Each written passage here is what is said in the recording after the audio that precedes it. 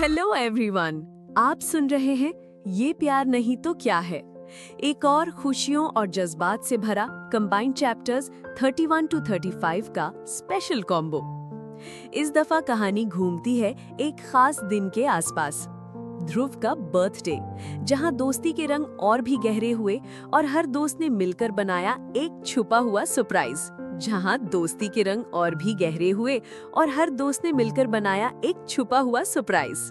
लेकिन इस हंसी मजाक के बीच ध्रुव के दिल का एक नया रंग भी सामने आया। आरोही के लिए उसकी पोजेसिवनेस, जो कभी गुस्से कभी छोटी सी नोक-झोंक के रूप में दिखाई दी। तो चलिए चलते हैं उन पलों में जहां फ्रेंडशिप, मस्ती और इमोशंस एक नई कहानी लिखने वाले हैं। So let's get started.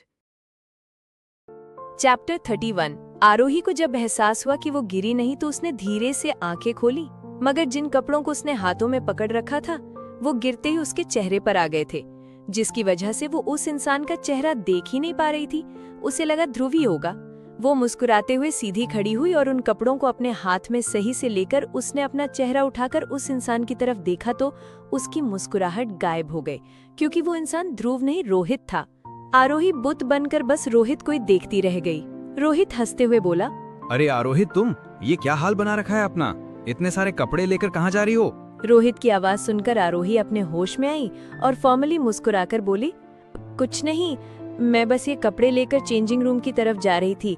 इतने सारे कपड़े देखकर मैं। लेकिन रोहित ने उसकी बात बीच में ही काटते हुए हंसकर कहा, इतने सारे कपड़े देखकर तुम कंफ्यूज हो गई हो, है ना?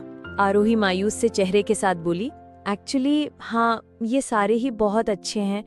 तो रोहित उसकी तरफ देखकर कुछ सोचने लगा। आरोही अब वहां से जल्दी से जाने के लिए उसे देख हल्के से स्माइल कर बोली, थैंक यू रोहित, मुझे गिरने से बचाने के लिए। कहकर वो वहां से जाने के लिए जैसे ही मुड़ी, रोहित फिर बोल पड़ा, वैसे आरोही, तुम यहाँ अकेली आई हो शॉपिंग करने? आरोही ने उसकी तरफ पलटते हुए कैजुअली जवाब नहीं दिया। नहीं, मैं अकेली नहीं हूँ, अपने फ्रेंड्स के साथ आई हूँ। बस वो लोग अभी दूसरी शॉप में अपने लिए शॉपिंग कर रहे हैं। रोहित ने फिर कहा, अच्छा, इफ यू डोंट माइंड, अगर तुम चाहो तो मैं तुम्हारी हेल्प कर सकता हूँ। रोहित की बात सुनकर आरोही एक पल के लिए सकपका गई। वो कुछ बोल पाती उससे पहले ही उसकी नजर ध्रुव पर पड़ी, जो थोड़ी दूरी पर खड़ा गुस्से में उन्हीं दोनों को घूर रहा था। ध्रुव की वो नजरें देखकर आरोही एक पल के लिए डर गई, लेकिन फिर उसे वो पल याद आ गया जब ध्रुव पहली बार उसके लिए पोजेसिव हुआ था। फ्लैशबैक। एक दिन कॉलेज में किसी वजह से तनीषा नहीं आई थी। आरोही, ध्रुव, निकिता और कुणाल ये चारों ही क्लास अटेंड करने आए थे। लेक्चर खत्म होते ही सबने कैंटीन जाने का प्लान बनाया। आरोही तो कैंटीन आ गई, लेकिन ध्रुव कुछ बुक्स लाइब्रेरी में वापस करने गया था। कुणाल तनीषा के बिना थोड़ा चुप सा था, इसलिए वो थोड़ी देर कैंपस में घूमने चला गया, और निकिता किसी काम से प्रिंसिपल ऑफिस गई हुई थी।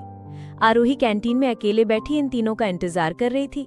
उसने सबके लिए ऑर्डर भी दे दिया था, लेकिन ऑर्डर आने में थोड़ा वक्त था। अकेले बैठी बैठी अब वो बोर होने लगी थी, तो उसने सोचा कि थोड़ा मोबाइल ही चला लिया जाए। उसने अपना मोबाइल बाहर निकाला ही था, तभी कोई आकर उसके सामने वाली चेयर पर बैठ गया। आरोही ने हैरानी से सामने देखा और मुस्कुराते हुए बोली, अरे सर, आप?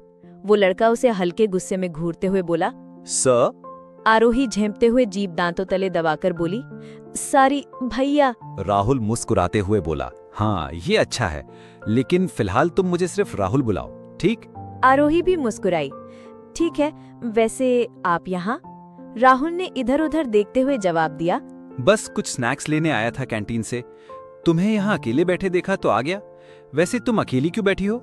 आरोही ने हल्की मुस्कान के साथ जवाब दिया, अरे नहीं, मैं अकेली नहीं हूँ, मेरे फ्रेंड्स भी आते ही होंगे, मैं उनका ही वेट कर रही हूँ। राहुल चारों ओर देखते हुए बोला, अच्छा, तब तक मैं यहीं बैठकर तुम्हें कंपनी दे देता हूँ, जब तक तुम्हारे दोस्त नहीं आते और मेरा ऑर्डर रेडी नहीं होता।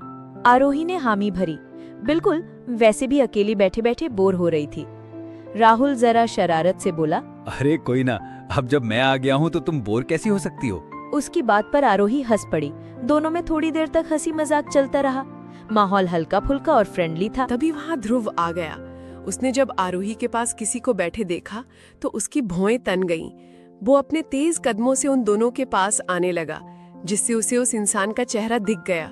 वो राहुल था। राहुल को देख ध्रुव को गुस्सा आने लगा। वो बिना कुछ कहे आरोही के बगल वाली चेयर पर बैठ गया। उसकी नजरें दोनों पर गड़ी हुई थी। उसकी आंखें एकदम ठंडी और इमोशनलेस लेकिन सख्त थीं।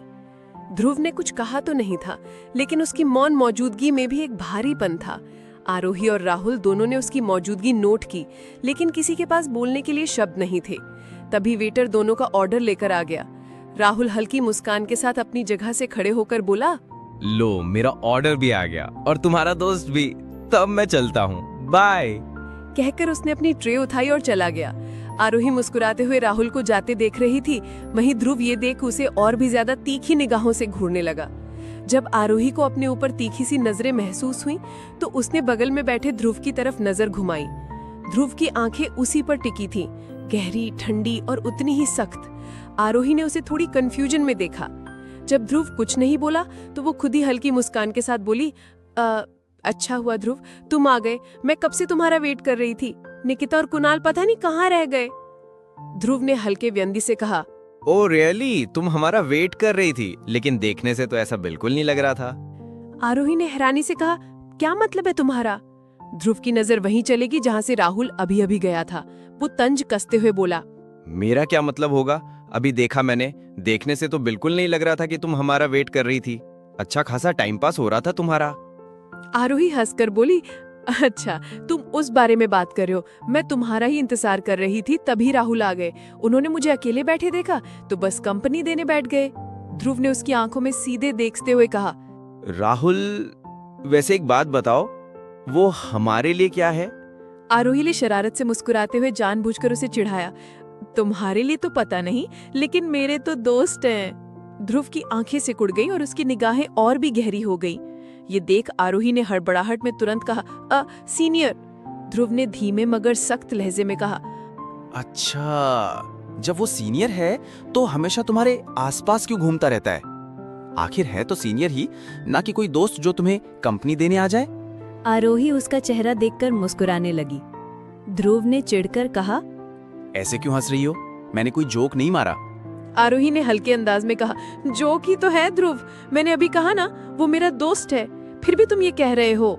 ध्रुव का चेहरा कस गया। वो बिना कुछ कहे गुस्से में अपनी चेयर से उठ खड़ा हुआ। आरोही ने तुरंत उसका हाथ पकड़कर रोकते हुए कहा, अरे कहाँ जा रहे हो? अपना खाना तो खा लो। ध्रुव ने हाथ छुड़ाते हुए ठंडी आवाज में कहा, नहीं, मुझे नहीं खाना, तुम ही खाओ और अपने उस दोस्त को भी खिला देना। वो जाने लगा, लेकिन आरोही ने फिर से उसका हाथ थामते हुए कहा, अरे ध्रुव, तुम तो सच में गुस्सा हो गए। मैं तो बस मजाक कर रही थी, बैठो, मैं तुम्हें सब समझाती हूँ। ध्रुव ठिठक गया, मगर उसकी आंखें अभी भी आरोही पर टिकी थी। उसने उसे बैठने का इशारा किया। ध्रुव बैठ तो गया, लेकिन उसकी निगाहों की तपिश कम नहीं हुई थी। आरोही ने कहना शुरू किया, वो राहुल मेरे भाई के दोस्त हैं। भाई ने ही उन्हें मेरा ख्याल रखने के लिए कहा था, इसीलिए वो मेरे आसपास रहते हैं। ध्रुव ने बुरा सा मुंह बनाकर कहा, तो क्या तुम कोई छोटी बच्ची हो जो उसे तुम्हारा ख्याल रखना पड़े? आरोही मुस्कुराई, छोटी बच्ची नहीं हूँ, लेकिन एक भाई का अपनी बहन के लिए प्रोटेक्टिव होना गलत तो नहीं है ना? ये सुनकर ध्रुव चुप हो गया। गुस्सा थोड़ी थोड़ी करके उतरने लगा था। आखिर एक भाई की अपनी बहन के लिए कंसर्न, ये फीलिंग ध्रुव से बेहतर कौन समझ सकता था? वो खुद भी तो अपनी बहन के लिए उतना ही पॉजेसिव और प्रोटेक्टिव था। आरोही ने आगे कहा, और वैसे भी वो मेरे आसपास नजर रखने और मुझे परेशान करने के लिए नहीं, बल्कि मुझे प्रोटेक्ट करने के लिए रहते हैं, भाई की जिम्मेदारी समझकर। ध्रुव ने थोड़े आश्चर्य से उसकी तरफ देखा। आरोही ने मुस्कुराते हुए आगे कहा, हाँ ध्रुव, वो मेरे लिए भाई जैसे ही हैं और मुझे भी अपनी बहन मानते हैं, सो डोंट वरी, वो मेरे दोस्त जरूर है, लेकिन तुमसे बढ़कर नहीं। उसकी ये बात सुनकर ध्रुव का गुस्सा पूरी तरह पिघल गया। वो धीरे से बोला, तो तुम ये बात पहले भी तो बता सकती थी, ऐसी पहेलियां बुझाने की क्या जरूरत थी? आरोही ने हंसकर उसके दोनों गाल खींचते हुए कहा, क्योंकि तुम्हें ऐसे परेशान करने में बड़ा मजा आ रहा था। तुम कितने क्यूट लग रहे थे ऐसे जेलस होते हुए, और तुम्हारा ये गुस्से से लाल चेहरा, हाय। ध्रुव ने उसके हाथ हटाते हुए चिढ़कर कहा, पहली बात, मैं कोई क्यूट शूट नहीं हूँ, और दूसरी बात, मैं जेलस नहीं था, समझी? आरोही कुछ बोलने ही वाली थी कि ध्रुव ने उसकी तरफ झुकते हुए आंखें गहराते हुए कहा, अगर तुमने दोबारा ऐसी हरकत की या ये बातें की तो समझ लेना तुम्हारा क्या होगा।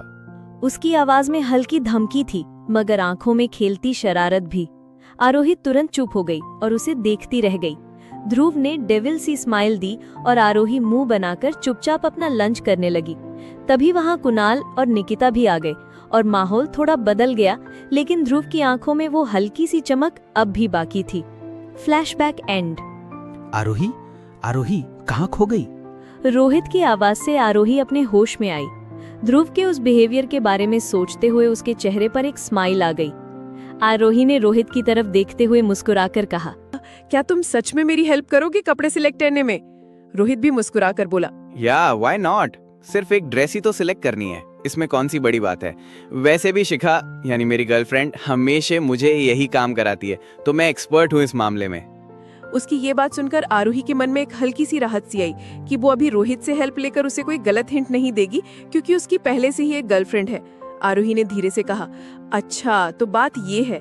अब उसके मन में ध्रुव के लिए एक शरारती प्लान घूम रहा था। वो मन ही मन बोली, अब देखती हूँ ध्रुव, तुम कब तक मुझसे बात नहीं करते। मैं इतनी देर से तुम्हें मनाने की कोशिश कर रही थी, लेकिन तुम हो कि मान ही नहीं रहे। अब तुम खुद मेरे पास आओगे और मुझसे बात भी करोगे। ये सोचकर वो और भी मुस्कुरा दी। उसने हाथ में पकड़ी सारी ड्रेसेस पास की टेबल पर रख दी और उनकी तरफ इशारा करते हुए बोली, लो अब तुम इनमें से बताओ कि कौन सी ज्यादा अच्छी है। रोहित ने सब ड्रेसेस को गौर से देखा, फिर उनमें से एक फ्रोजन स्काई ब्लू कलर की स्लीवलेस फ्रॉक उठाकर आरोही को देते हुए बोला, ये लो, ये तुम पर बहुत अच्छा लगेगा, इसे ट्राई करके देख लो। आरोही ने ड्रेस अपने हाथ में लेते हुए शरारती मुस्कान के साथ कहा, वाह रोहित, तुम्हारी पसंद तो काफी अच्छी है, मैं अभी इसे ट्राई करके आती हूँ। इतना कहकर उसने एक नजर ध्रुव की तरफ डाली, जो थोड़ी दूरी पर खड़ा होकर इन दोनों को घूर रहा था। आरोही ने उस पर से अपनी नजरें हटाई और फिर चेंजिंग रूम की तरफ बढ़ गई। चैप्टर 32। ध्रुव का चेहरा अब गुस्से से तमतमाया हुआ था। रोहित और आरोही की ये बातचीत उसे बिल्कुल पसंद नहीं आ रही थी, लेकिन उसके नेचर के हिसाब से ये सिर्फ आरोही के लिए नहीं था। ध्रुव को अपनी लाइफ में मौजूद हर इम्पोर्टेंट इंसान पर ऐसे ही नजर रखने की आदत थी। बस फर्क इतना था कि आरोही अब उसकी जिंदगी में खास जगह बना चुकी थी, तो उसका ध्यान उस पर और भी ज्यादा था। थोड़ी देर बाद आरोही चेंजिंग रूम से बाहर आई। स्काई ब्लू फ्रॉक घुटनों तक थी और स्लीवलेस डिजाइन उसकी मासूमियत और खूबसूरती को और उभार रहा था। वहां मौजूद कई लोग बस उसे देखने में खो गए थे। आरोही रोहित के सामने आकर खड़ी हो गई और जानबूझकर थोड़ी तेज आवाज में बोली, मैं इस ड्रेस में कैसी लग रही हूँ?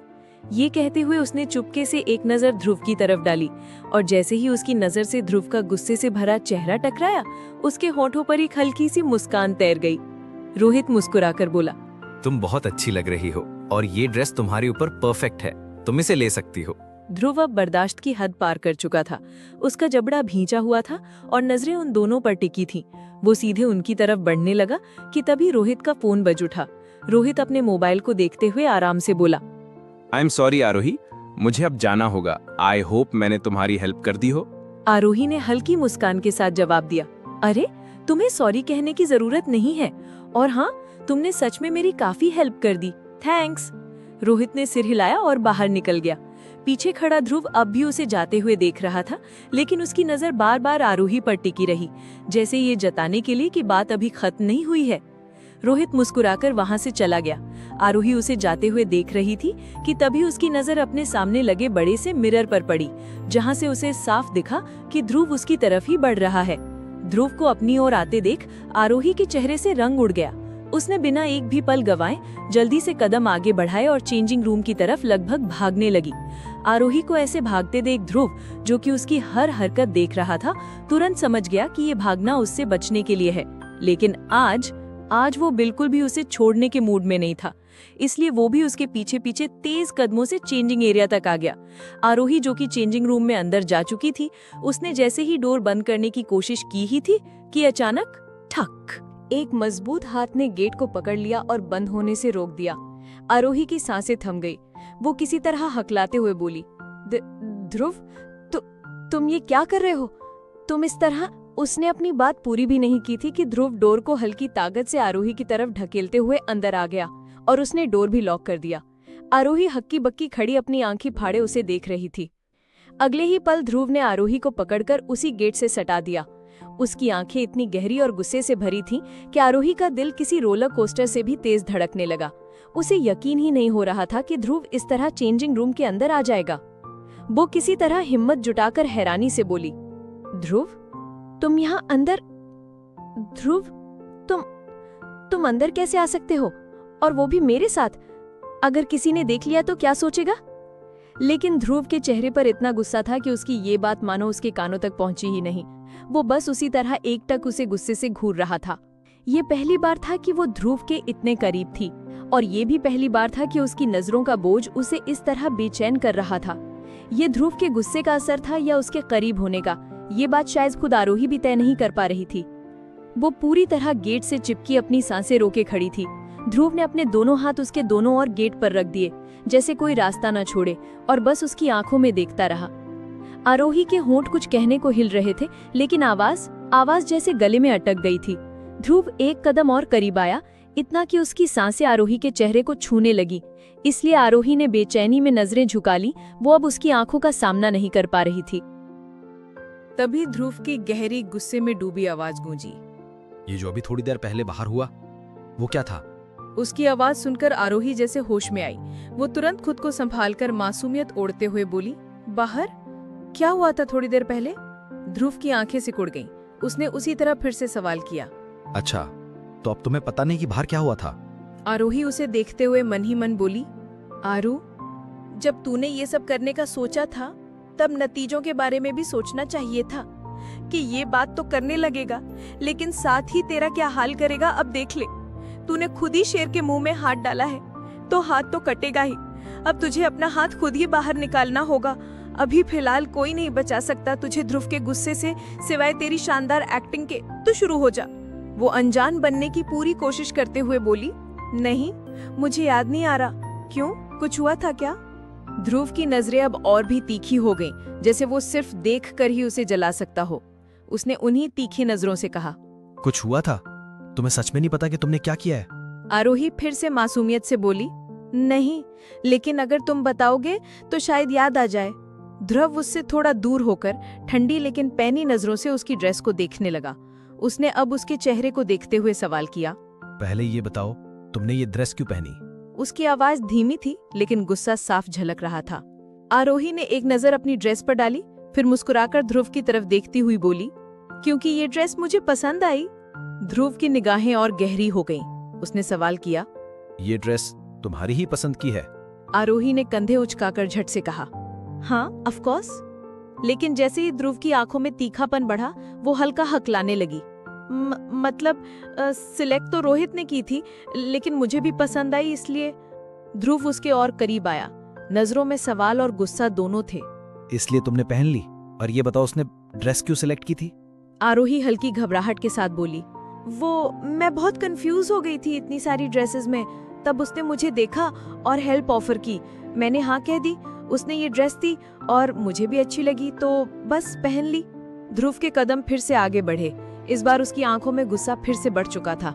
उसने मदद करने को कहा और तुम मान गई? क्यों? आरोही ने हल्का मुंह बनाकर कहा, क्योंकि मुझे जल्दी से उनमें से कोई एक ड्रेस सिलेक्ट करनी थी, और तुम मेरी हेल्प करना तो दूर मेरी तरफ देख तक नहीं रहे थे।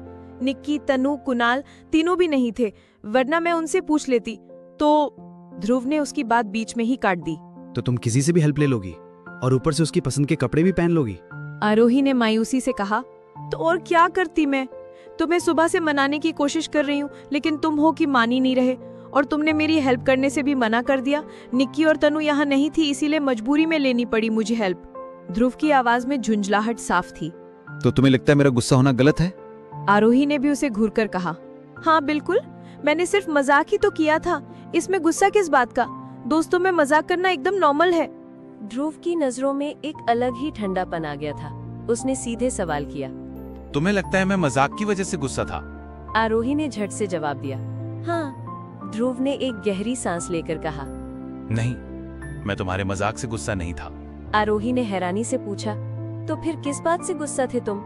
ध्रुव उससे दूर हटते हुए अब भी निगाहें उस पर ही टिकाए हुए बोला, मैं गुस्सा इस बात से था कि जब मैंने कहा था अब मैं तुम्हारे घर तभी आऊंगा जब तुम मेरे घर आओगी, तो तुमने कहा था तुम किसी न किसी बहाने से मुझे अपने घर पहले बुला लोगी, वो भी तुम्हारे मेरे घर आने से पहले। तब मैंने उसे मजाक समझा था, लेकिन तुमने सच में ऐसा किया, मुझे धोखे से बुलाया, इसलिए गुस्सा था।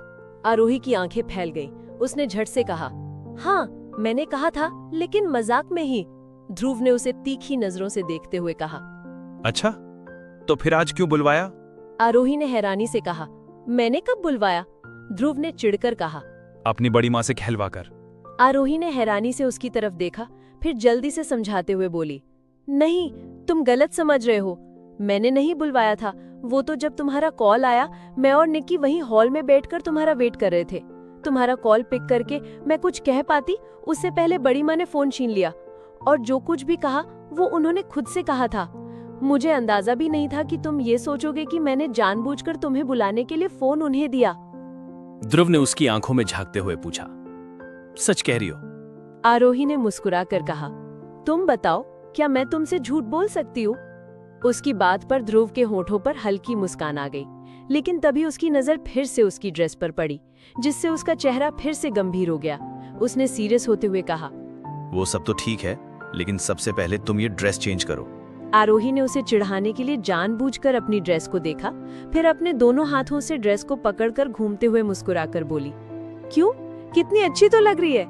ध्रुव ने उसे गोल गोल घूमते देख झट से पकड़ लिया और एकदम सीरियस एक्सप्रेशन के साथ बोला, नहीं, ये ड्रेस बिल्कुल अच्छी नहीं लग रही। कोई दूसरी सिलेक्ट कर लो, वो ज्यादा अच्छी लगेगी। आरोही ने देखा कि उसका चेहरा फिर से सख्त हो रहा है, तो उसने अब और चिढ़ाने का रिस्क नहीं लिया।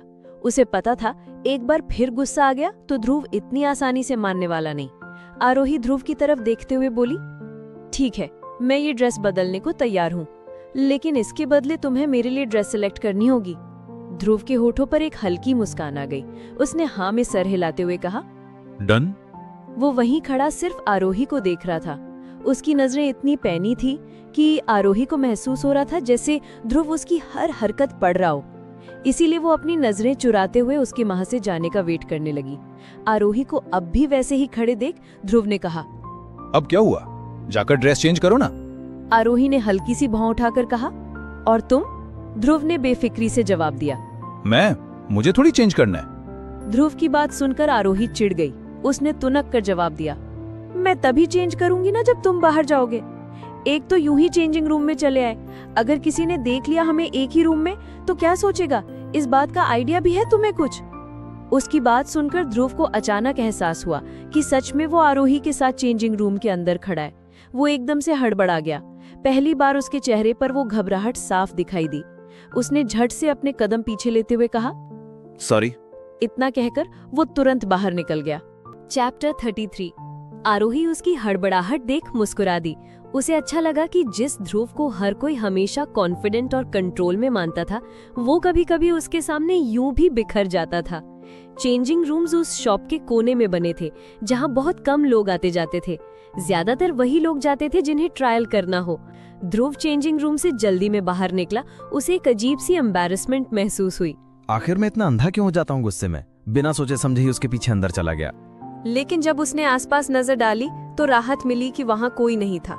सब लोग शॉप के अंदर व्यस्त थे।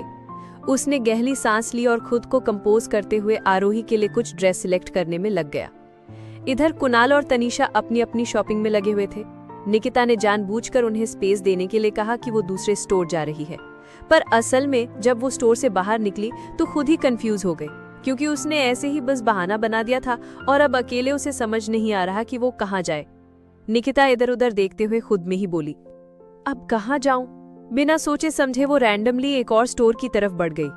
स्टोर में एंट्री लेते ही उसने देखा वहां का एम्बियंस बाकी दुकानों से अलग था। लाइटिंग डिम, म्यूजिक थोड़ा क्लासी। वो डिस्प्ले पर रखी ड्रेसेस को कैजुअली देख रही थी, तभी अचानक पीछे से एक ठंडी मगर जानी पहचानी सी आवाज आई, निकिता जी। निकिता के कदम वहीं थम गए। वो धीरे धीरे पीछे मुड़ी और उसकी आंखें एक पल के लिए फैल गई। उसके सामने खड़ा इंसान वही था जिससे उसकी मुलाकात की उसने उम्मीद तक नहीं की थी। वो शख्स हल्की मुस्कान के साथ उसकी तरफ बढ़ा और एकदम कैजुअली बोला, क्या बात है, आप यहाँ? ये तो कमाल हो गया। सोचा भी नहीं था कि इस जगह पर आपसे मुलाकात होगी। निकिता एक पल को तो सिर्फ उसे देखती रह गई। उसके चेहरे पर हैरानी थी और दिल की धड़कन अचानक तेज हो गई। वो इंसान उसकी हैरानी देखकर और गहराई से मुस्कुरा दिया। उस मुस्कान में कुछ ऐसा था जो निकिता को थोड़ी बेचैनी और थोड़ी अजीब सी पुल एक साथ महसूस करा रहा था। वो शख्स एक बार फिर मुस्कुराते हुए बोला, क्या मैं आज आपको ज्यादा हैंडसम लग रहा हूँ? उसकी बात सुनकर निकिता का मुंह बन गया। वो उसे घूरते हुए मन ही मन बोली, आह निक्की, कहाँ फंस गई तू? इतने बड़े मॉल में तुझे यही स्टोर मिला था जाने के लिए। अब ये तेरा पीछा नहीं छोड़ने वाला। जल्दी कोई बहाना बनाकर निकल यहाँ से। उधर वो लड़का उसके सामने हाथ हिलाकर बोला, अरे इतना पसंद आ गया क्या मैं? हेलो, कहाँ खो गए आप? निकिता झूठ मूठ मुस्कुराते हुए बोली, अरे कहीं नहीं, मैं कहाँ खोऊंगी। तुम बताओ, तुम यहाँ अकेले आए हो या कोई और है साथ में? वो लड़का चौड़ी मुस्कान के साथ बोला। नहीं, मैं और रोहित आए थे, उसे कुछ खरीदना था इसलिए। निकिता मुंह बनाकर फिर मन में बोली, कुछ खरीदना था इसलिए? बता तो ऐसे रहा है जैसे मुझे पता नहीं हो। अरे भाई, मॉल में लोग आते ही है कुछ खरीदने के लिए। अजीब पागल इंसान है। फिर नकली मुस्कान के साथ बोली, ओह अच्छा। वो लड़का आगे झुकते हुए बोला, और आप अकेली आई हैं?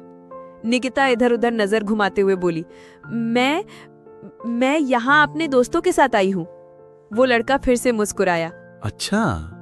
वो लड़का और कुछ कहता इससे पहले ही वहां रोहित आ गया। उसने करण की तरफ देखते हुए थोड़े सख्त लहजे में कहा, करण, तू यहाँ खड़ा क्या कर रहा है? चल जल्दी। फिर निकिता की तरफ देखते ही उसका चेहरा नरम हो गया और मुस्कुराते हुए बोला। हेलो निकिता। निकिता भी मुस्कुराते हुए बोली, हेलो रोहित। रोहित उसे देखकर फिर बोला, सॉरी, हम थोड़े जल्दी में हैं, हमें जाना होगा। निकिता मुस्कुराते हुए बोली, इट्स ओके, आप लोग जाइए। रोहित ने करण का हाथ पकड़ा और जाते हुए बोला, चल करण, जल्दी। करण उसके साथ जाते हुए भी निकिता की तरफ मुड़कर बोला, हम बाद में मिलते हैं निकिता जी, अभी मुझे जाना होगा, बाय। निकिता ने मजबूरी वाली नकली मुस्कान के साथ कहा, बाय। उन दोनों के जाने के बाद निकिता ने चैन की सांस ली और मनी मन बोली, थैंक गॉड ये गया, वरना आज तो मैं पागल ही हो जाती। इतना कहकर वो राहत भरे कदमों से उस स्टोर के अंदर चली गई। इधर कुणाल और तनीषा भी अपनी शॉपिंग में व्यस्त थे। तनीषा के लगभग सारे शॉपिंग बैग्स बेचारा कुणाल ही पकड़े हुए था। इतने बैग्स हो चुके थे कि उसके हाथों में अब कोई जगह बची ही नहीं थी और बैग्स पकड़ने के लिए। इसीलिए मजबूरी में तनीषा को भी कुछ बैग्स खुद उठाने पड़े, लेकिन फिर भी उसकी शॉपिंग खत्म होने का नाम ही नहीं ले रही थी। कुणाल बिना कुछ बोले उसके पीछे पीछे चलता रहा। कहना तो बहुत कुछ चाहता था, लेकिन कह नहीं सकता था, क्योंकि ये पूरा शॉपिंग का आइडिया उसी ने तो तनीषा को दिया था। उसे लगा था कि शॉपिंग के बहाने ही सही तनीषा के साथ उसे क्वालिटी टाइम मिल जाएगा, लेकिन तनीषा ने तो उसकी हालत ही खराब कर दी थी। कुणाल चलते चलते अपने हाथों में भरे बैग्स को देख मुस्कुरा दिया और मन ही मन बोला, कुणाल, अब तुझे सीरियस होकर पढ़ाई करनी होगी, तभी तो अच्छी जॉब लगेगी और तभी शादी के बाद तू तनीषा को शॉपिंग पर ला पाएगा। और तेरी प्यारी बीवी ओ सॉरी, अभी तो बीवी नहीं है, लेकिन फिर भी तेरी प्यारी वाइफ तेरी पूरी महीने की सैलरी एक दिन की शॉपिंग में उड़ा देगी। ये सब सोचते हुए कुणाल के फेस पर छोटी सी स्माइल आ गई। तनीषा ने उसे अकेले अकेले मुस्कुराती देखा तो जिज्ञासा से बोली, ये तुम अपने आप से क्या हंस रहे हो? कुणाल थोड़ा सकपकाया, फिर मुस्कुराते हुए बोला, कुछ नहीं, बस ऐसे ही। तनीषा ने हल्की नजरें घुमाई, लेकिन कुछ बोली नहीं और चुपचाप अगले स्टोर की तरफ बढ़ने लगी। इसी बीच कुणाल का फोन बजने लगा। उसने तनीषा को रुकने का इशारा किया, सारे शॉपिंग बैग्स नीचे रखे और फोन निकालकर बात करने लगा। तनीषा पास ही खड़ी होकर इधर उधर देखने लगी। तभी वहां कुछ छोटे छोटे बच्चे आकर खेलने लगे। खेलते खेलते वे गोल गोल चक्कर काटते हुए तनीषा के आसपास घूमने लगे। तनीषा ने उन्हें रोकने की कोशिश की, लेकिन बच्चे तो जैसे शरारत पर उतारू थे। कुणाल फोन पर बात करते करते पलटा और तनीषा को बच्चों से घिरी देख एकदम ठहर गया। उसका ध्यान फोन से हटकर तनीषा पर टिक गया। वो इस वक्त ये भी भूल चुका था कि वो अभी कॉल पर एक इम्पोर्टेंट बात कर रहा था। तनीषा बच्चों के बीच परेशान सी लग रही थी और कुणाल उसकी उस क्यूट सी बेचैनी में ही खो गया। दूसरी तरफ से हेलो हेलो की आवाज आने पर उसे होश आया। उसने झट से कॉल पर कहा, हाँ सॉरी, थोड़ी देर में बात करता हूँ मैं तुमसे। कुणाल कॉल काटकर मुस्कुराते हुए तनीषा की तरफ देखने लगा। तनीषा ने उसकी तरफ देखा और मदद मांगते हुए हाथ हिलाया। कुणाल तुरंत उसके पास गया और बच्चों को समझाने लगा, लेकिन बच्चे तो मानने को तैयार ही नहीं थे। अचानक उनमें से एक बच्चे ने तनीषा का हाथ पकड़कर अपनी तरफ खींचना शुरू कर दिया और दूसरा बच्चा उसका दूसरा हाथ खींचने लगा। ये देख कुणाल हड़बड़ाकर बोला, अरे अरे, छोड़ो उसे, ऐसे मत खींचो। वो दोनों बच्चों से तनीषा को छुड़ाने की कोशिश करने लगा। इसी खींचाताने में कुणाल ने एक झटके से तनीषा को अपनी तरफ खींच लिया। इस तरह कुणाल ने तनीषा को बच्चों से बचा लिया। तनीषा तो बच गई, लेकिन कुणाल का खुद का बैलेंस बिगड़ गया और वो तनीषा को लेकर ही नीचे गिर गया। दोनों धड़ाम से फर्श पर गिर पड़े थे। गिरने की उम्मीद ना तो तनीषा को थी और ना ही कुणाल को। नीचे कुणाल और उसके ऊपर तनीषा।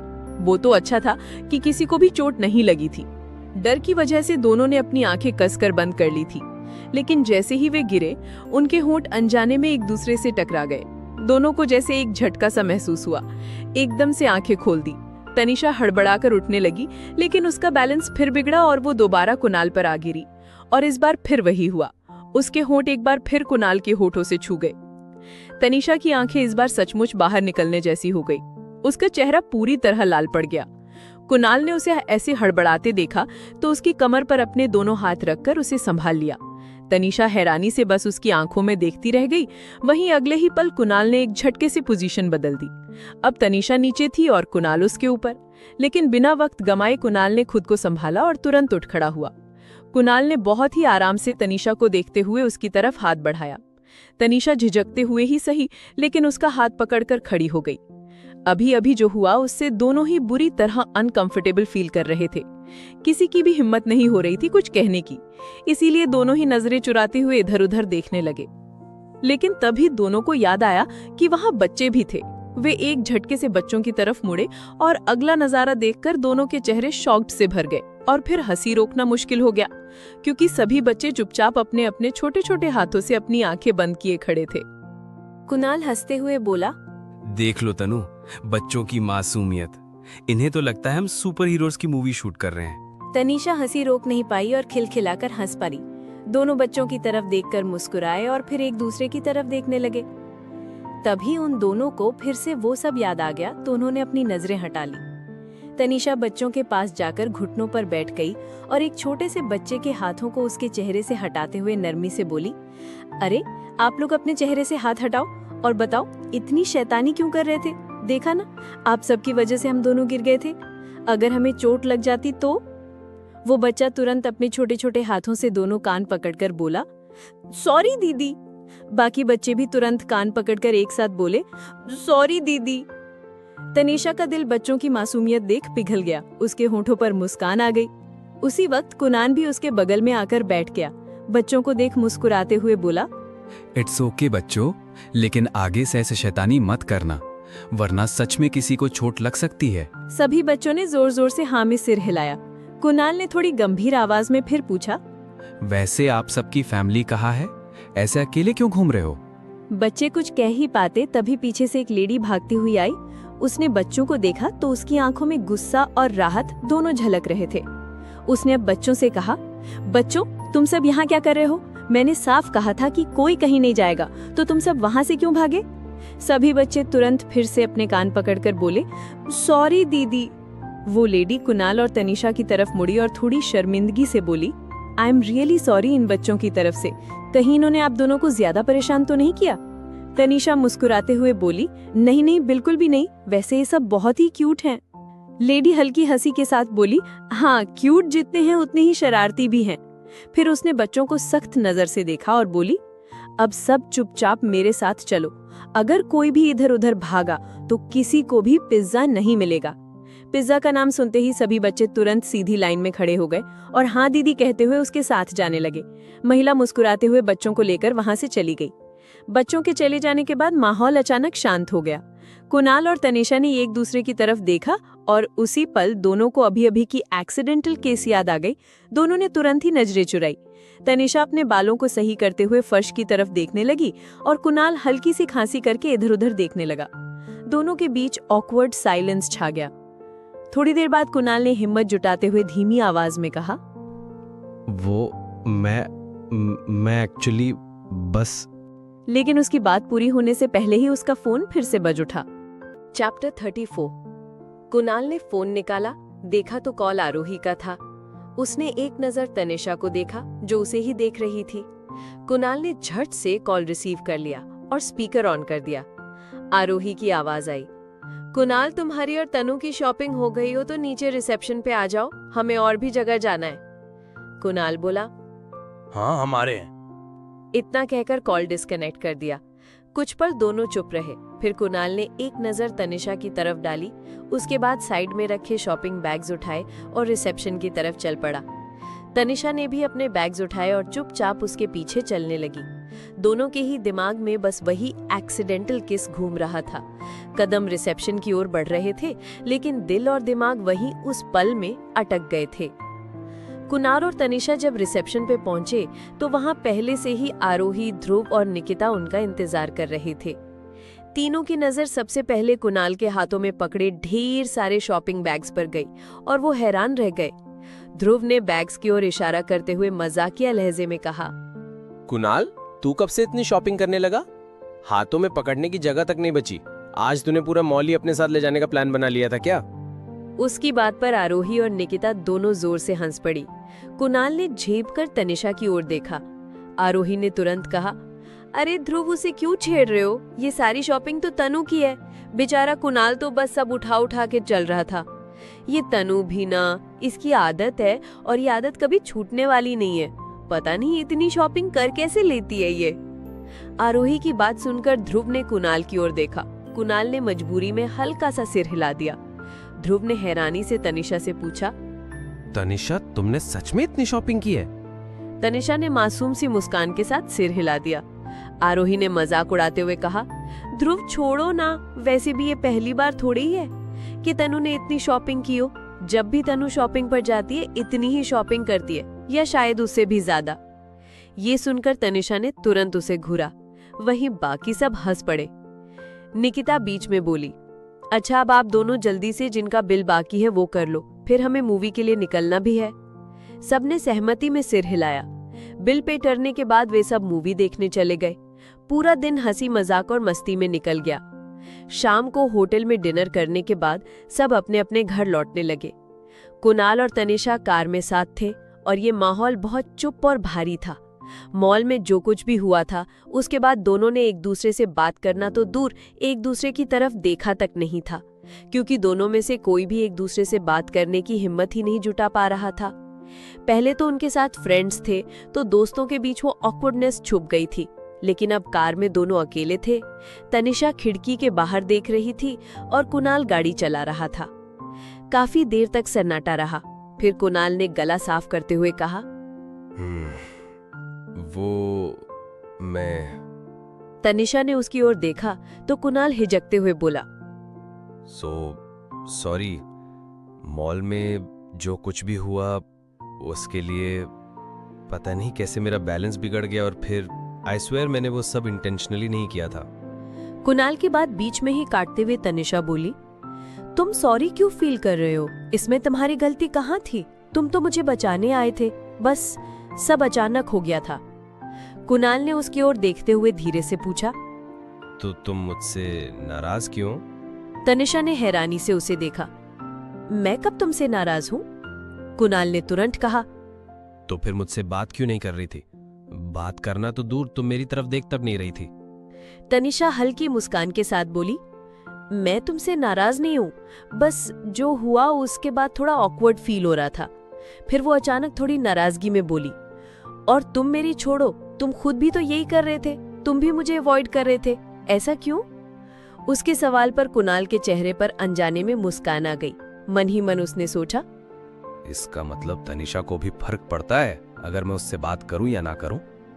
तनिषा ने उसे घूरते हुए उसके चेहरे के आगे अपना हाथ कर कहा, ओ हेलो, कहाँ खो गए? मैंने तुमसे कुछ पूछा है। कुणाल हड़बड़ाकर बोला, वो मुझे लगा कि तुम नाराज हो मुझसे, इसीलिए मुझे इग्नोर कर रही हो, और शायद तुम नहीं चाहती थी कि मॉल वाली बात पर ध्रुव, आरोही और निकिता के सामने कुछ डिस्कशन हो, इसलिए मैं भी चुप था। तनिषा ने आंखें तरेरते हुए कहा, इस बार माफ कर रही हूँ, लेकिन अगली बार अगर मुझे ऐसे इग्नोर किया तो मैं तुम्हारा मुंह तोड़ दूंगी, फिर देखूंगी तुम कैसे इग्नोर करते हो मुझे। कुणाल हंसते हुए बोला, अरे मजाक कर रहा था मैं, आगे से नहीं करूंगा, ओके? तनिषा ने उसे हल्की मुस्कान देते हुए कहा, दैट्स बेटर। कार में फिर से शांति छा गई, लेकिन इस बार दोनों के चेहरों पर हल्की सी मुस्कान थी। ऑकवर्डनेस अब धीरे धीरे कंफर्ट में बदलने लगी थी। अगले दिन प्लान के हिसाब से सभी लोग कॉलेज आज फिर जल्दी पहुंच गए थे, ध्रुव के आने से पहले।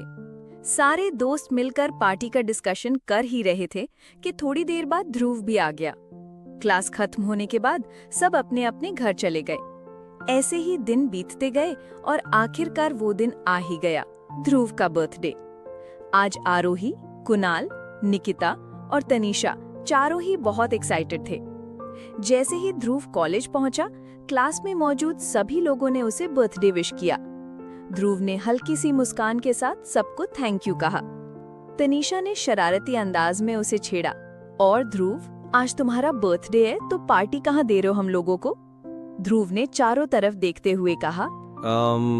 वैसे तो मुझे इन बर्थडे पार्टीज वगैरह में कोई खास इंटरेस्ट नहीं है, लेकिन अगर तुम लोग मांग ही रहे हो तो बताओ कहाँ चाहिए तुम्हें पार्टी? तनीषा हंसते हुए कहा, कहीं भी चलेगी, जहाँ तुम्हारा मन हो। लेकिन अगर मेरी सुननी है तो द ओबेरॉय में चलते हैं, वहाँ का व्यू ही कमाल है। निकिता भी तुरंत हंसते हुए बोली, हाँ वही ठीक रहेगा, बस तुम हाँ बोल दो। उन दोनों की बात सुन बाकी सब भी मुस्कुरा दिए। ध्रुव ने थोड़ी देर कुछ सोचा, फिर हल्के से सर हिलाकर बोला, ठीक है, तो फाइनल है। आज शाम को हम सब द ओबेरॉय चलेंगे। मैं ही सबको पिक करने आ जाऊंगा, तुम लोग बस टाइम पर रेडी रहना। सबने उत्साह में सिर हिला दिया। तभी आरोही हल्का झिझकते हुए बोली, गाइज सॉरी, मैं तुम लोगों के साथ नहीं आ पाऊंगी, मुझे बहुत जरूरी काम है, वहां जाना पड़ेगा। उसकी बात सुनते ही सब चुप हो गए। ध्रुव ने तुरंत नाराजगी में कहा, मतलब तुम नहीं आओगी? आरोही उसके पास आकर धीरे से उसका हाथ पकड़ते हुए बोली, सॉरी ध्रुव, मुझे सच में कुछ अर्जेंट काम है। लेकिन उसकी बात पूरी होने से पहले ही ध्रुव ने झटके से अपना हाथ छुड़ाया और गुस्से में बोला, तुम्हारे पास हमेशा कोई ना कोई काम होता ही है, और वो काम हमेशा मुझसे ज्यादा इंपॉर्टेंट होता है। इसी वजह से तुम्हें आज तक मेरे घर आने का वक्त भी नहीं मिला। आज भी वही कहानी। पता नहीं तुम्हारी जिंदगी में मेरी कोई इंपॉर्टेंस है भी या नहीं। उसकी बात सुनकर आरोही की आंखों में आंसू आ गए। उसे धीमी आवाज में बोली, ऐसा मत कहो ध्रुव, तुम मेरी जिंदगी का बहुत बड़ा हिस्सा हो। अगर काम वाकई अर्जेंट ना होता तो मैं कभी तुम्हें छोड़कर नहीं जाती। I am sorry. लेकिन ध्रुव का गुस्सा अभी भी ठंडा नहीं हुआ था। वो ठंडी मुस्कान के साथ बोला, इम्पोर्टेंस, अब मुझे सब समझ आ गया। पार्टी कैंसिल, मुझे अब किसी सेलिब्रेशन में इंटरेस्ट नहीं है, दैट्स इट। ये कहकर वो अपनी सीट पर जाकर बैठ गया। बाकी सब ने एक दूसरे की तरफ देखा। माहौल ऑकवर्ड और भारी हो चुका था। कुणाल ने धीरे से आरोही के कंधे पर हाथ रखते हुए कहा, टेंशन मत लो तुम, वो भी बस गुस्से में है। जब सरप्राइज दिखेगा तो सब भूल जाएगा। आरोही ने आंसू रोकते हुए हल्की स्मृति और सिर हिलाया, फिर जाकर चुपचाप ध्रुव के बगल में बैठ गई। लेक्चर शुरू हुआ, लेकिन पूरा समय आरोही बस ध्रुव की तरफ देखती रही। वो बात करने की कोशिश करती, लेकिन ध्रुव ने उसे पूरी तरह इग्नोर कर दिया। लेक्चर खत्म होते ही ध्रुव सीधे कैंटीन चला गया और एक कोने की टेबल पर बैठकर मोबाइल में बिजी हो गया। थोड़ी देर बाद आरोही, कुणाल, निकिता और तनीषा भी उसके पीछे कैंटीन पहुंचे। ध्रुव चुपचाप मोबाइल देख रहा था, तभी कैंटीन का लड़का बंटी एक केक लेकर आया। उसने मुस्कुराते हुए कहा, हैप्पी बर्थडे भैया। ध्रुव ने हैरानी से उसकी ओर देखा और फिर टेबल पर रखे केक की तरफ इशारा करते हुए पूछा, ये सब तुम्हें कैसे पता चला आज मेरा बर्थडे है, और ये केक किसने ऑर्डर किया? बंटी मुस्कुराया और गेट की तरफ इशारा करते हुए बोला, मुझे ही नहीं, पूरे कॉलेज को पता है आज आपका बर्थडे है, और ये ऑर्डर उन्होंने दिया है। ध्रुव ने उस दिशा में देखा। वहां खड़े आरोही, कुणाल, निकिता और तनीषा सब मुस्कुराते हुए उसे ही देख रहे थे। वो लोग उसके पास आए। ध्रुव जब खड़ा हुआ तो उसने महसूस किया कि पूरी कैंटीन बलून से सजी थी। दीवार पर बड़े बड़े अक्षरों में लिखा था, हैप्पी बर्थडे ध्रुव। वो सच में शॉक्ड रह गया। उसने चारों को देखते हुए धीमी आवाज में कहा, ये सब तुम लोगों ने किया? चारों ने सिर हिलाकर हाँ कहा। ध्रुव ने फिर सवाल किया, कब कर लिया तुम लोगों ने ये? कुणाल ने मुस्कुराते हुए बताया, आज सुबह ही। हम सब कॉलेज जल्दी आ गए थे, और हाँ, ये पूरा आइडिया आरोही का था। ध्रुव अब बस चुपचाप आरोही की तरफ देखने लगा। आरोही आगे आई। उसने ध्रुव का हाथ पकड़कर धीरे से कहा, सॉरी ध्रुव, प्लीज गुस्सा मत हो। अगर चाहो तो मुझसे लड़ लो, डांट लो, लेकिन प्लीज आज मुझसे नाराज मत रहो। अगर तुम ऐसे ही एंग्री मैन बने रहे तो तुम्हारा पूरा दिन खराब हो जाएगा, और ये मुझे बिल्कुल भी अच्छा नहीं लगेगा। ध्रुव ने कुछ नहीं कहा, बस खामोश नजरों से उसे देखता रहा। आरोही फिर बोली, देखो, मैं तुम्हारे साथ पार्टी में नहीं जा रही तो क्या हुआ, बाकी सब तो होंगे, तुम इनके साथ एंजॉय कर लेना। ये सुनकर ध्रुव का गुस्सा फिर उभर आया। उसने सीधे उसकी आंखों में देखते हुए कहा, हाँ, ये सब मेरे साथ होंगे, लेकिन तुम नहीं होगी ना। और अगर तुम नहीं हो तो मुझे खुशी कैसे होगी? तुम्हें लगता होगा कि तुम्हारे बिना मैं सेलिब्रेट कर लूंगा, लेकिन सच ये है कि मेरी लाइफ में जितना इंपॉर्टेंट कुणाल है उतनी ही तुम हो, शायद उससे भी ज्यादा। तुम ही हो जो मेरे बिना बोले सब समझ जाती हो। तुम ही हो जिससे मैं बिना डर के अपनी हर बात कह सकता हूं। और आज तुम कह रही हो कि तुम्हारे बिना मैं अपना बर्थडे सेलिब्रेट कर लूं? नो वे।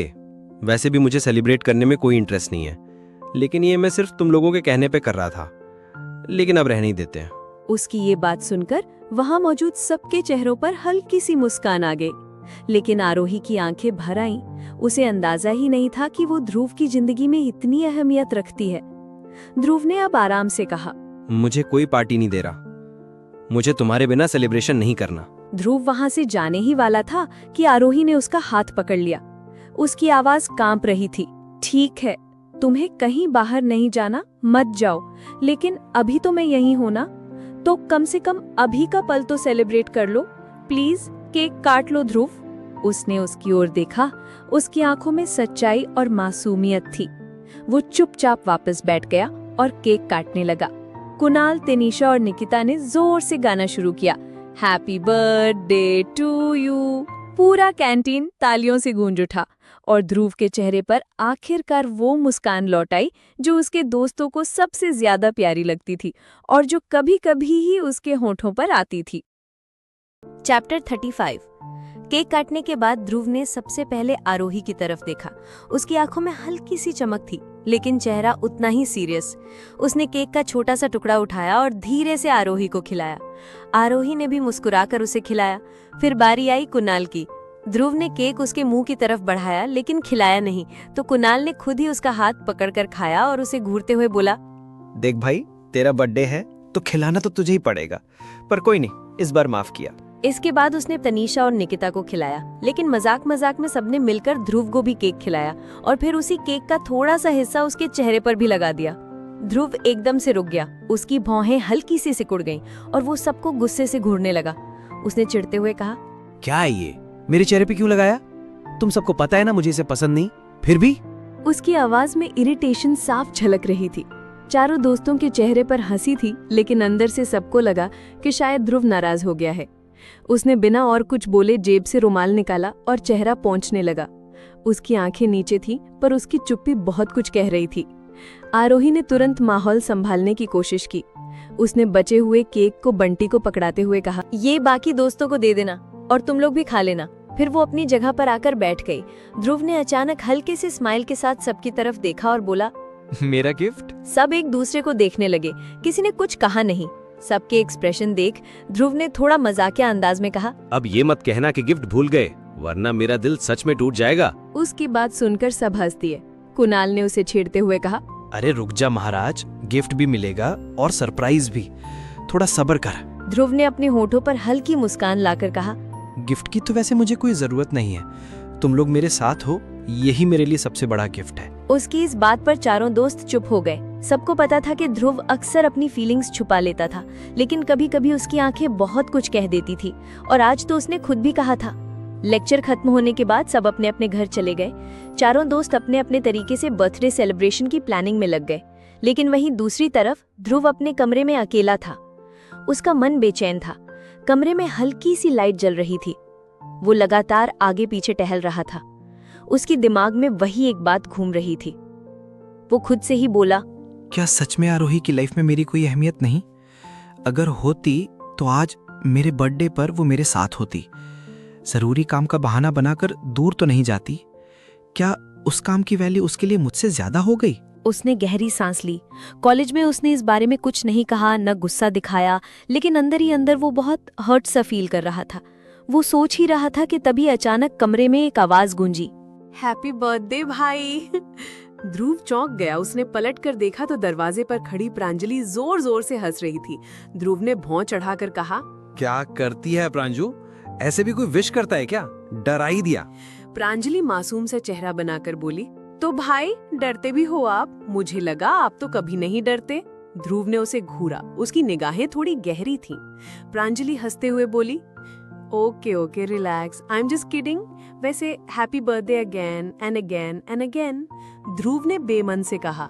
सुबह ही तो विश कर चुकी थी तू, और कितनी बार करेगी? प्रांजलि ने चहकते हुए कहा, पूरे दिन करूंगी। इतना कहकर वो उसके पास आई और उसे कस के हग कर लिया। ध्रुव की गंभीरता थोड़ी पिघली। उसने उसके बालों पर हाथ फेरा और धीमे से कहा, पागल है तू। प्रांजलि ने हंसते हुए उसे छोड़ा और तुरंत सवाल दाग दिया, अब ये बताओ आप कर क्या रहे थे? ध्रुव ने तिरछी नजरों से देखकर कहा। तुझसे मतलब?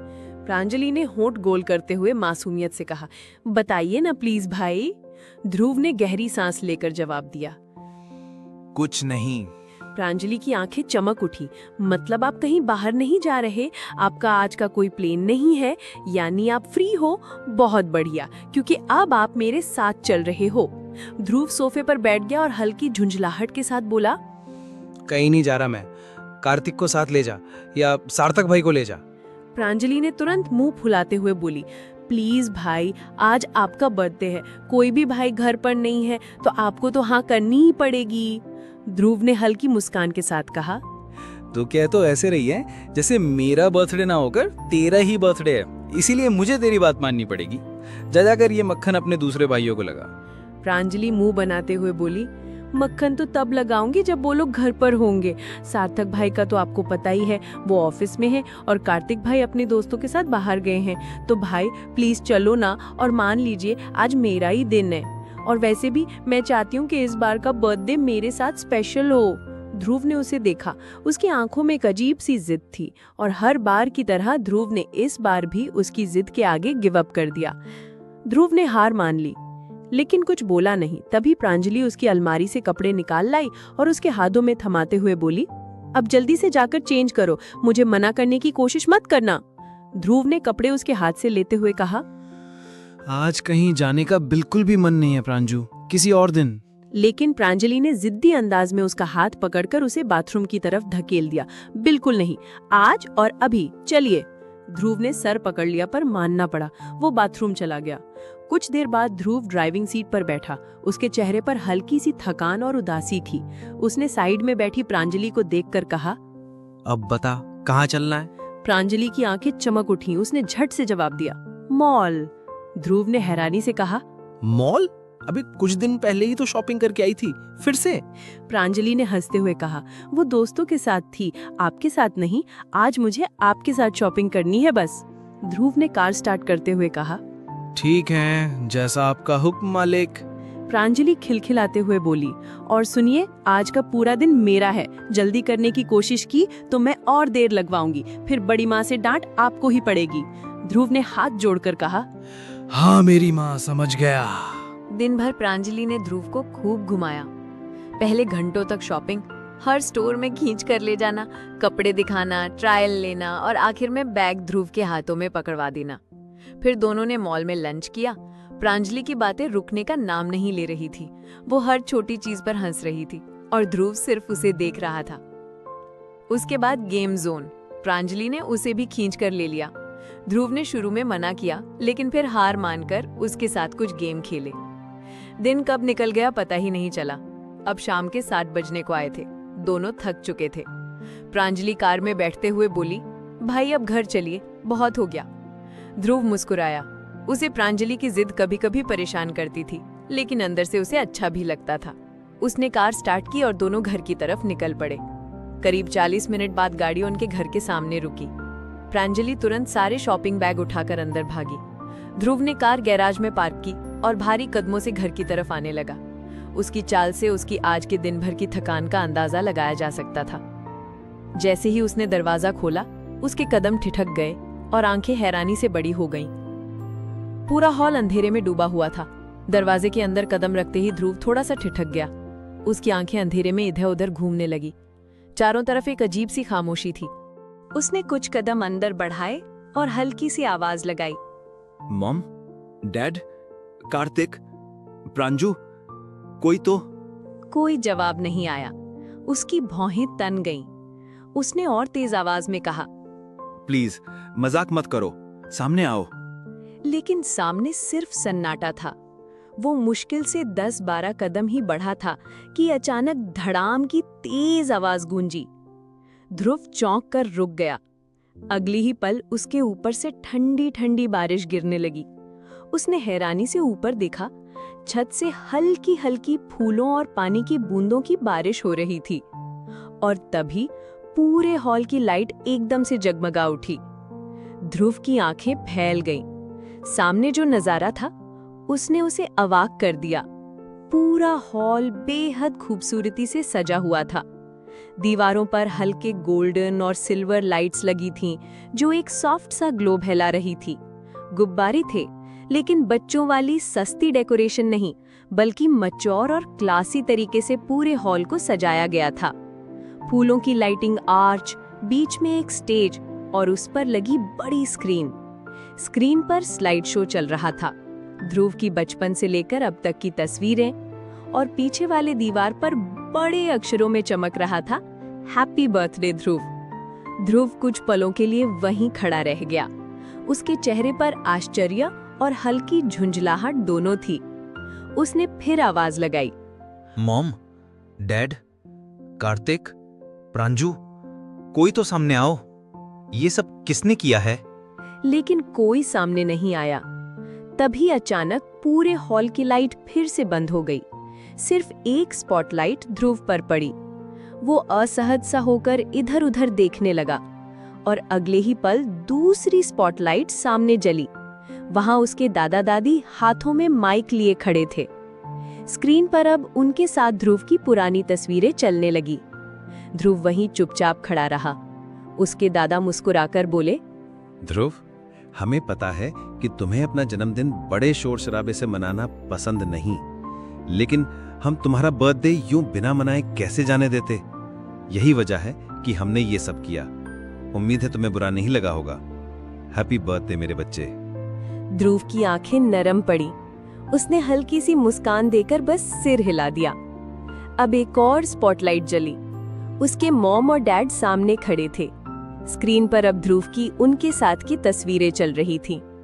रिद्धिमा जी की आंखों में आंसू भर आए थे। वो बस उसे देखे जा रही थीं। ध्रुव के डैड ने गहरी आवाज में कहना शुरू किया, ध्रुव, मुझे पता है कि मैं हमेशा से तुम्हारे साथ स्ट्रिक्ट रहा हूं।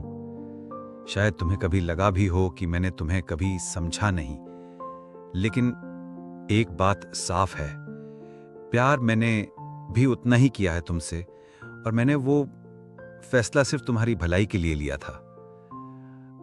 आज तक तुमने मुझसे कभी कुछ मांगा नहीं, और सच कहूं तो ये बात मुझे हमेशा चुभती रही है। हर पिता चाहता है कि उसका बेटा कभी उससे खुलकर कुछ मांगे, लेकिन तुमने कभी नहीं किया। तुम हर चीज अपने दम पर करना पसंद करते हो। आज एक बार, बस एक बार, बिना मांगे मेरी ये कोशिश एक्सेप्ट कर लो। ध्रुव की आंखें झुक गई। उसके चेहरे पर हल्की कठोरता आ गई। उसने सोचा, हाँ, एक बार मांगा तो था। कितनी उम्मीद से सिर्फ एक चीज मांगी थी आपसे, आपने वो भी पूरी नहीं की डैड। फिर मैं क्यों आपसे कुछ मांगूं? लेकिन उसने अपनी नाराजगी छुपा ली। कुछ सेकंड चुप रहने के बाद उसने ऊपर देखा और धीरे से सिर हिला दिया। अब उसकी माँ आगे बढ़ी। उन्होंने कांपती आवाज में कहा, ध्रुव बेटा, मैं बस तुझे हमेशा ऐसे ही मुस्कुराते देखना चाहती हूँ। जब से तूने अपना जन्मदिन मनाना बंद किया है, हर साल मैं यही सोचती थी कि काश तू पुरानी तकलीफें भूलकर एक नई शुरुआत करे। आज जब हम सबने मिलकर तेरे लिए ये सब किया, तो सच कहूँ बहुत डर था कि कहीं तू हर्ट ना हो जाए, लेकिन तुझे मुस्कुराते देख मेरा दिल भर आया है। तो बोलो ना, तू मेरे लिए हमेशा ऐसे ही मुस्कुराएगा ना? ध्रुव की आंखें हल्की सी भीग गईं। उसने जबरन होठों पर मुस्कान लाकर सिर हिलाया। माहौल बेहद भावुक हो चुका था, लेकिन उसी समय अचानक स्क्रीन पर बदलाव हुआ। अब तस्वीरें नहीं चल रही थी, बल्कि स्क्रीन काली हो गई। उस पर बस एक लाइन उभर कर आई, ध्रुव, असली तोहफा अभी बाकी है। ध्रुव की आंखें सिकुड़ गईं। उसने गहरी सांस ली और धीरे धीरे स्क्रीन के पास कदम बढ़ाने लगा। तो ये था एक और यादों भरा सफर, चैप्टर 31 से 35 तक, जहां दोस्ती की मस्ती के साथ दिल के राज भी धीरे धीरे सामने आए। ध्रुव के बर्थडे ने सबको एक साथ जोड़ा और उसके इमोशंस ने आरोही के दिल को छूने की कोशिश की। अगर इस सफर का कोई एक लम्हा भी आपको अपना सा लगा तो कमेंट में एक हार्ट या स्माइली जरूर छोड़ना। मिलते हैं वेरी सून अगले कंबाइंड चैप्टर में। तब तक अपना ख्याल रखना और प्यार महसूस करते रहना। Good bye.